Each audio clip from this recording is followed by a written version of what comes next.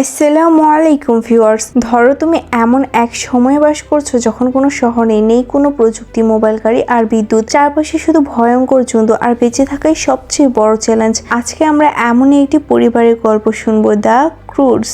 Explanation তো দেখছো, like subscribe করতে ভুলো না যেন। গল্পের শুরুতে আমরা ইপ আর ইপের ফ্যামিলিকে দেখতে পাই। ইপরা হচ্ছে আদিমানব। ইপের ফ্যামিলি একটি গুহায় বাস করে আর তারাই একমাত্র ফ্যামিলি যারা বেঁচে আছে। অন্য সব পরিবার কোনো না কোনোভাবে ধ্বংস হয়ে গেছে, তাই ইপরা বেশিরভাগ সময় গুহার ভিতরেই থাকে। শুধু খাবার প্রয়োজন হলে তারা বাহিরে বের হয়। ইপের বাবা মনে করে একসাথে থাকলে সবাই ভালো থাকবে, আর সে মনে করে নতুন কিছু মানেই বিপদ। ইপরা যে শুধু গুহার মাঝে একসাথে থাকে তাই নয়, তারা সবাই একসাথে জোট হয়ে ঘুম আসে। সকাল হলে ইপের বাবা গুহা থেকে আগে বের হয় আর সব প্রাণীদের তাড়িয়ে দেয় যেন কোনো বিপদ না হয়। গ্রাগ, যে ইপের বাবা, বলে সে সিগন্যাল দেওয়ার আগে যেন কেউ বের না হয়। দেখা যায় সবার আগে ইপ আর এক এক করে সকলেই বের হয়ে যায়। তারপর তারা সবাই মিলে খাবার জোগাড় করতে যায়। তারা একটি পাখির ডিম সংগ্রহ করতে চাচ্ছিল, কিন্তু সেই পাখির ডিম আরো অনেকেই নিতে চাচ্ছিল, কিন্তু অবশেষে ক্রুডস ফ্যামিলি জিতে যায়। ডিমটা একটু ফেটে যায়, তবে তা পড়ে যাওয়ার আগেই সবাই একটু একটু করে খেয়ে নেয়। রাত হওয়ার আগেই তারা গুহায় প্রবেশ করে, তবে ইপের একদমই ভালো লাগে না গুহার মাঝে। সবাই প্রবেশ করলেও ইপ বাহিরে উঠে আলো দেখছিল। ইপের বাবা ইপকে খুঁজতে গেলে দেখে বন্য প্রাণী চলে এসেছে। ইপ আর ইপের বাবা দ্রুত গুহায় প্রবেশ করে। ইপের বাবা রাগ করতে থাকে ইপের উপরে, কিন্তু ইপের মা বুঝিয়ে বলে, কিন্তু ইপ মন খারাপ করে থাকে। ইপের গল্প শুনতে ভালো লাগে বলে ইপের বাবা গল্প বলতে শুরু করে, কিন্তু সে সবসময় এমন গল্পই বলে যেন কেউ স্বাধীন হতে না চায়। সবাই ভয় পেয়ে গুহার মাঝেই থাকে। সবাই একসাথে ঘুমোতে চলে যায় জোট বেঁধে, কিন্তু ইপ আসে না। এটা দেখে ইপের বাবারও অনেক মন খারাপ হয়।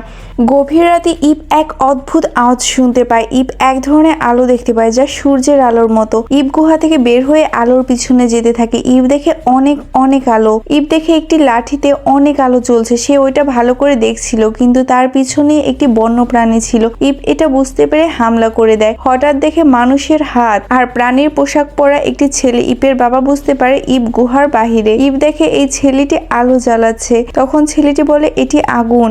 তখন ইপ আগুনকে বলে কেমন আছো আগুন। ছেলেটি হেসে বলে আগুনে প্রাণ নেই। ছেলেটি বলে এটি ও নিজেই বানিয়েছে। তখন ইপ ভাবে আগুন ছেলেটির ভিতর থেকে বের হয়, তাই ইপ ছেলেটিকে ধরে আগুন বের করার চেষ্টা করতে থাকে। ছেলেটির কথা না শুনেই ছেলেটি অজ্ঞানী হয়ে যায়। ছেলেটির পোষা প্রাণী ছেলেটিকে জাগ্রত করে। ছেলেটি উঠে ইপকে বলে সে হচ্ছে গায়, আর গায় বলে ইপ যেন তার সাথে যায়, কারণ এখানকার সব ধ্বংস হতে চলেছে। গায়ে বলে সে দেখেছে প্রথমে মাটি কেঁপে ওঠে আর সব ভেঙে যায়, এখন তাদের অনেক উঁচু জায়গায় যেতে হবে। ইপ যেতে না চাইলে গায়ে ইপকে একটি শঙ্খ দেয়, যার মাধ্যমে ইপ গায়কে ডাকতে পারবে। গায়ে চলে যায় আর ইপের বাবা চলে আসে। ইপের বাবা ইপকে নিয়ে আসলে সবাই ইপের কাছে আসে। ইপ বলে সে নতুন কিছু দেখেছে। ইপ সেই শঙ্খটি দিয়ে আওয়াজ করলে সবাই সেই শঙ্খ ভেঙে ফেলে আর বলে নতুন কিছু মানেই বিপদ। ইপের বাবা রেগে বলে ইপ যেন আর গুহা থেকে বের না হয়। তখনই দেখা যায় পাহাড় মাটি সব ভেঙে যাচ্ছে। তারা সবাই গুহার দিকে যেতে থাকে, কিন্তু গুহাও ভেঙে যায়। তারা সবাই ভাগ্যক্রমে বেঁচে যায়। ইপ দেখে সূর্যের আলো, আর তারা সবাই দেখে তাদের গুহার পিছনে ছিল খুবই সুন্দর সবুজ শ্যামল জঙ্গল, যা তারা এতদিন দেখেনি। তখনই এক বন্যপ্রাণী এসে হামলা করলে তারা সবাই নিচে পড়ে যায়। তখন ইপের বাবা ভয়ে ভয়ে এগিয়ে যেতে থাকে সবাইকে নিয়ে। সে এত ধীরে হাঁটছিল যে রাত দিন পার হয়ে যাচ্ছিল। হঠাৎ তারা বানরের দল দেখতে পায়। গ্রাগ মনে করে সে বানরদের ভয় দেখিয়ে তাড়িয়ে দিবে, কিন্তু বানররাই গ্রাগকে মারতে থাকে। আর তখনই বড় বন্য বিড়াল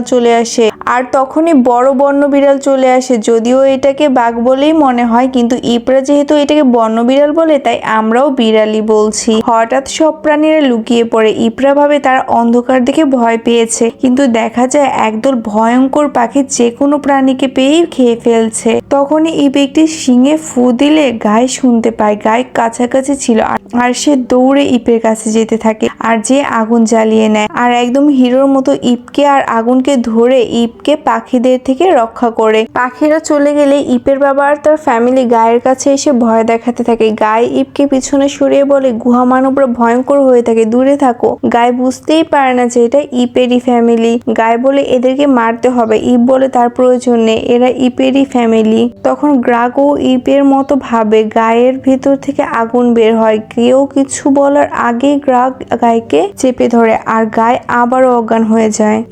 এই দিক দিয়ে গায়ের জ্ঞান ফেরানোর চেষ্টা করছে আর অন্যদিকে ইপের ফ্যামিলি আগুনকে না বুঝে কেউ ধরে কেউ খেয়ে ফেলে আর শেষে থাঙ্ক যে ইপের ছোট ভাই ওর তো পিছনে আগুনই লেগে যায়। সে দৌড়াতে দৌড়াতে আরো অনেক জায়গায় আগুন লাগিয়ে ফেলে। গায়ের জ্ঞান ফিরলে ইপ আর গায়ে এইসব দেখে তো অবাকই হয়ে যায়। আর একটি বড় ভুট্টার মাঝে থাঙ্ক আগুন লাগিয়ে ফেলে যা সবাইকে নিয়ে উড়ে যেতে থাকে আর সেই ভুট্টা পপকর্ন হয়ে যায়। তারা সেটাই খেতে থাকে।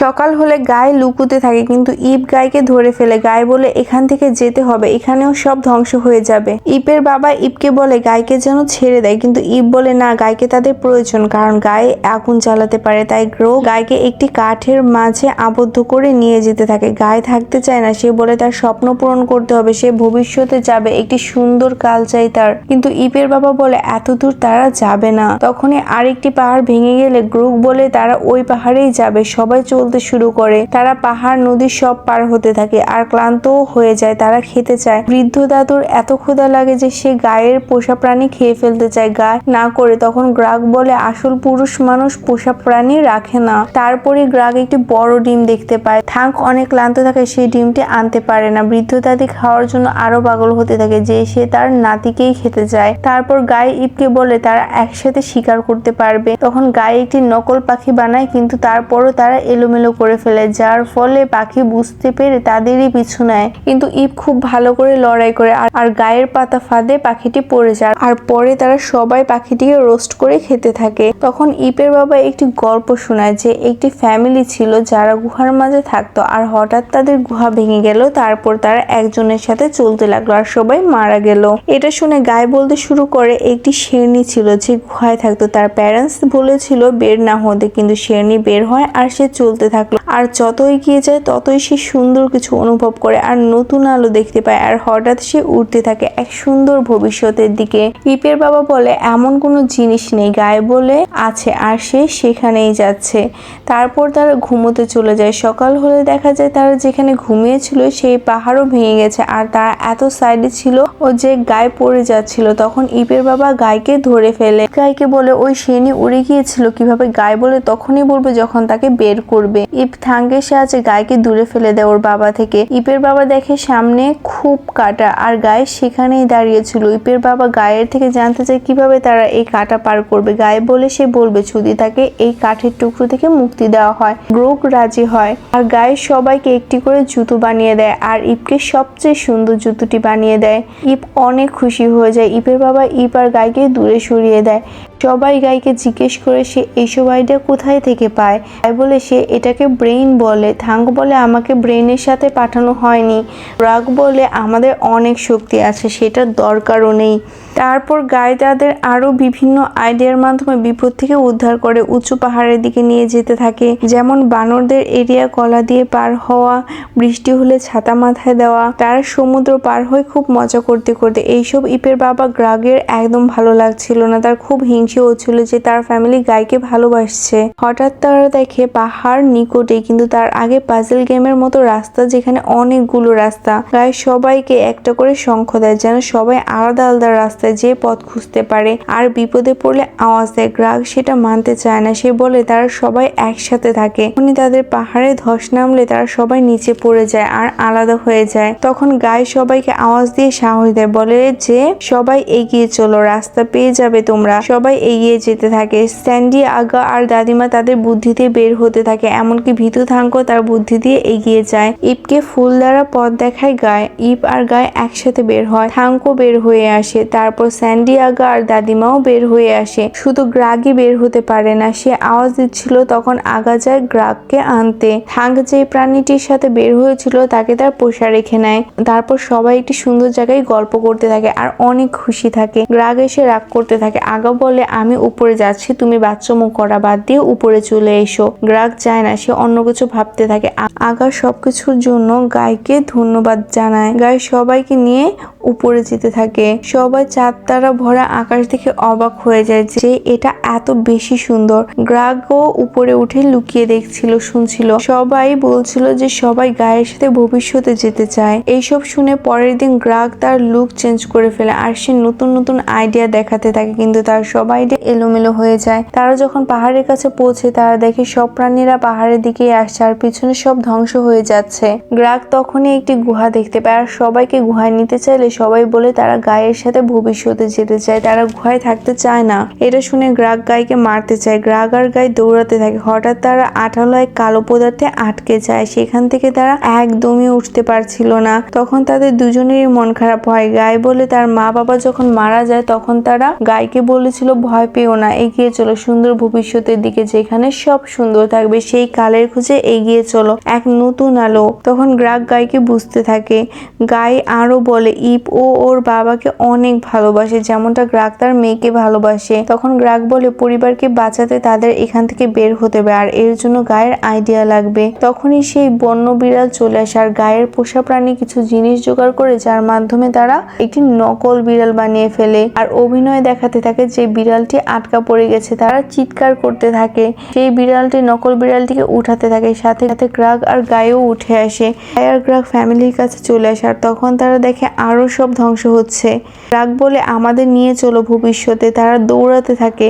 তারা সূর্যের আলো দেখতে পায়, কিন্তু দেখা যায় সেখানেও ঝড় হচ্ছে, ফাটলের সৃষ্টি হচ্ছে। সবাই ওই পাশে যাওয়ার জন্য দৌড়াচ্ছে, কিন্তু শেষ মুহূর্তে তারা পৌঁছাতে পারে না অল্পের জন্য। তখন গাই খুব মন খারাপ করে, কিন্তু এইবার গ্রাগ ফিরে যেতে চায় না। গ্রাগ বলে যে তারা ভবিষ্যতে যাবেই। তখন গ্রাগ গাইকে তুলে নিয়ে ওই পাশে ফেলে দেয় আর গাই ওই পাশে পৌঁছে যায়। তখন গ্রাগ এক এক করে সবাইকে ওই পাশে পাঠিয়ে দেয়। সেই ইপ যেতে চায় না, কিন্তু গ্রাগ ইপকে জড়িয়ে ধরে আর ওই পাশে পাঠিয়ে দেয়। গ্রাগ দেখে সবাই ঠিক আছে, কিন্তু তখনই পাহাড় আরো ধ্বংস হতে থাকে। গ্রাগ দৌড়ে পালিয়ে যায়। গ্রাগ অনেক কষ্টে একটি গুহায় আশ্রয় নেয়। গ্রাগ গায়ের মতো করে আগুন জ্বালায় আর তাতে অনেক খুশি হয়ে যায়, কিন্তু সে তার ফ্যামিলিকে খুব মিস করে, তাই সে তার ফ্যামিলির ছবি বানাতে থাকে।